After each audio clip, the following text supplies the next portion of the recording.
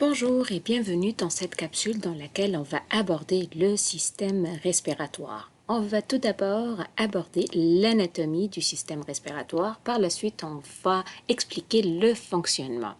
Je tiens à rappeler que durant la respiration, on va faire un échange avec l'air et l'air qu'on respire, il est composé principalement par du diazote à 78%, du dioxygène à 21% et 1% d'autres gaz dont on va retrouver le dioxyde de carbone. Lors de la respiration, on va avoir deux objectifs. Tout d'abord, on va faire rentrer du dioxygène à l'intérieur de nos poumons. Ce dernier va emprunter le sang pour arriver au niveau de la cellule. Et à ce moment, ce dernier, il va réagir en présence du glucose pour produire principalement de l'énergie, mais aussi des déchets qui vont être le dioxyde de carbone et la vapeur d'eau qu'on doit les faire sortir. Donc, la respiration doit faire entrer le dioxygène et faire sortir le dioxyde de carbone, et ce sont deux gaz qui sont nécessaires pour la respiration cellulaire.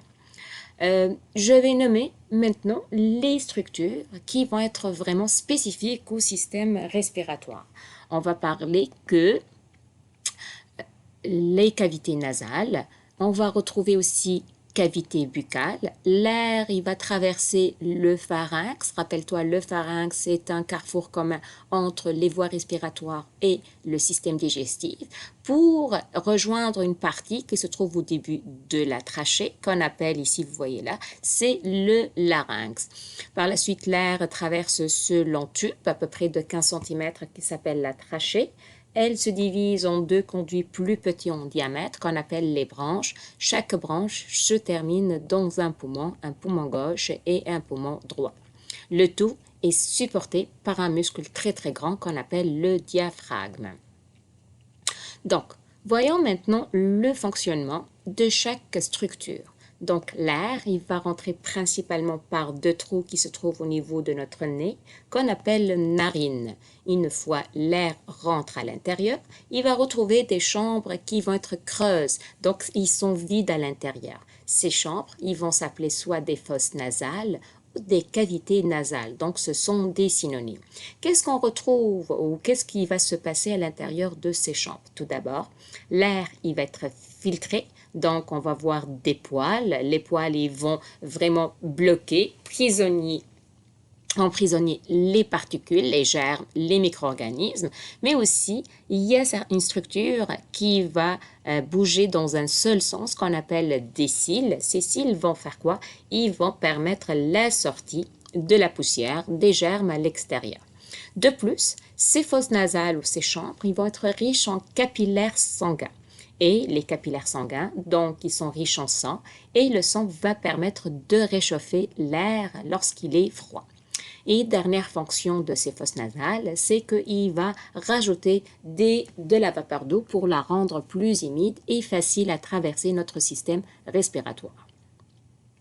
À l'intérieur des os de visage, on va retrouver d'autres petites chambres qu'on appelle les sinus. Ces sinus vont être connectés à ces cavités et ils vont permettre aussi de filtrer et de réchauffer l'air avant de traverser.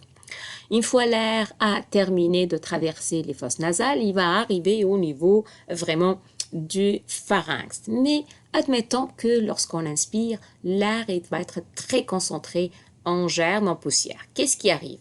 On a un mécanisme de réflexe et ce réflexe, qu'est-ce qu'il va permettre? Il va permettre la contraction de muscles tout de suite, rapidement, et cette contraction va se traduire par un éternuement. Donc, je vais éjecter rapidement cette poussière et ces germes pour éviter que j'ai des complications un peu plus tard.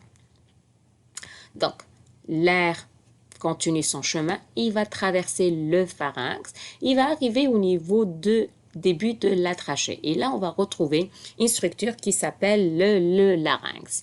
Le larynx, il va renfermer en fait une structure bien particulière, ce sont les cordes vocales. Et comme vous allez constater lorsque vous voyez maintenant, en fait, les cordes vocales ne sont pas vraiment des cordes, mais plus ce sont des muscles qu'on va apprendre à les contrôler dès le début pour produire des sons. Par la suite, l'air va traverser la trachée, il va se répartir dans les deux branches principales et chaque branche va l'amener vers un chemin, vers un poumon bien précis. Qu'est-ce qui arrive si, au niveau du début de la trachée, on a une obstruction des voies aériennes, c'est-à-dire qu'on a quelque chose qui bloque, l'air ne peut pas traverser, ben, le médecin il doit faire un petit trou au niveau du début de la trachée et ce qu'on appelle une intubation. Et ça s'appelle une trachéotomie. Donc, on va introduire un tube jusqu'au poumon pour permettre à la personne de respirer. Toutefois, si le problème persiste, qu'est-ce qui arrive? Ben, on va l'appeler trachéostomie parce qu'elle va être permanente et elle va se traduire par la présence d'un collier autour du cou de la personne. Et ce petit collier contient un petit bouton ici. La personne va appuyer sur ce bouton lorsqu'elle a besoin de parler. Par la suite, l'air continue son chemin pour arriver au niveau des conduits plus petits qu'on appelle bronchioles et chaque bronchiole finit par des structures qui se représentent sous forme de grappes de raisin qu'on appelle des sacs alvéolaires. Les sacs alvéolaires, donc, c'est l'endroit où on va faire un échange gazeux entre les alvéoles et les capillaires sanguins. Ce que je tiens à préciser, c'est que vous voyez, chaque sac alvéolaire est en fait englobé par un réseau de capillaires. Pourquoi? Parce qu'on veut augmenter la surface d'échange et à ce moment, le son arrive dans les artérioles qui va être riche en CO2. Il va traverser les parois des alvéoles et les parois des capillaires. Il va arriver à l'intérieur des alvéoles pour sortir lors de l'expiration. Alors que le dioxygène, il va par contre traverser la paroi des alvéoles pour rejoindre la paroi, pour rejoindre les vénules et par la suite, il va rejoindre la circulation sanguine. Il arrive à certains moments que même si on a filtré l'air, il y a quand même une certaine partie de poussière, de germes, qui ont été capables de descendre au niveau des branches, des bronchioles, des alvéoles. Encore, on a un mécanisme de défense qui va se déclencher de manière non coordonnée. Et on va avoir des muscles pulmonaires qui vont se contracter pour permettre d'éjecter cette poussière et ça s'appelle la toux. Une autre maladie qui touche le système respiratoire et plus précisément, ça va être les bronches ou les bronchioles. Qu'est-ce qui arrive? Ben, les germes ou les bactéries vont être capables d'atteindre ces structures. Ils vont se développer. Et qu'est-ce qui arrive lorsqu'ils vont se développer? Ben, notre organisme il va essayer de se défendre et on va avoir une inflammation, c'est-à-dire un épaississement de la paroi interne, donc le diamètre des bronchioles et des bronches devient plus petit et l'air va avoir du mal à passer. Ça se peut aussi que cette bronchite, si elle n'est pas bien traitée, elle peut évoluer pour devenir une pneumonie et la pneumonie est une maladie qui est plus ou moins une maladie qui est grave. Un autre mécanisme de défense dans notre système respiratoire, ça se trouve dans les parois de toutes les structures du système respiratoire. Donc, les parois à l'interne, on va retrouver un tapis et ce tapis contient, vous voyez, vraiment des petits fils ici. Ces petits fils, on va les appeler, ce sont des cils vibratiles et tout le temps, ils vont être en mouvement dans un seul sens, c'est-à-dire qu'ils vont bouger du bas vers le haut.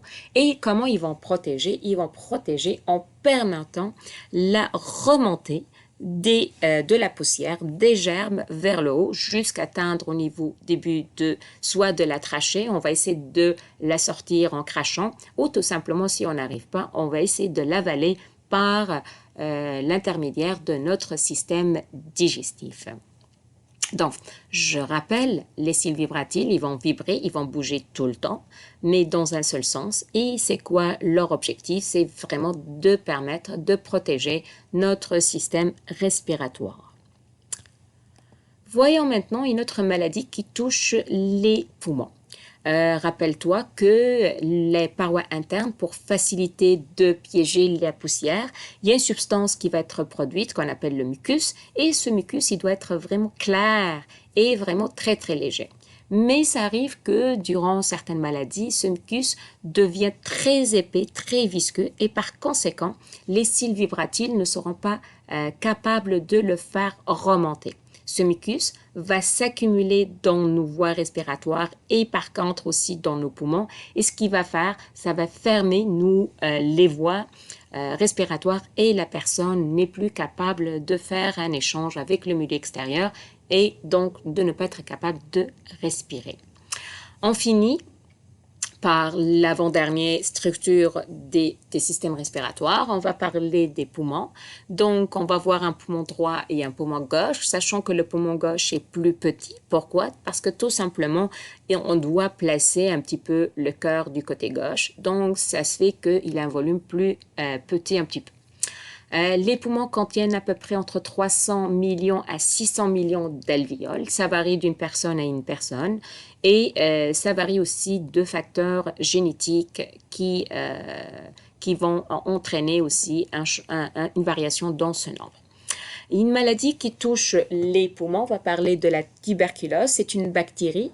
Qu'est-ce qu'elle va faire? Cette bactérie va entraîner la destruction des alvéoles et par conséquent, si on détruit nos alvéoles, on ne peut pas faire l'échange avec le sang, la personne ne peut plus respirer, puis elle va entraîner la mort.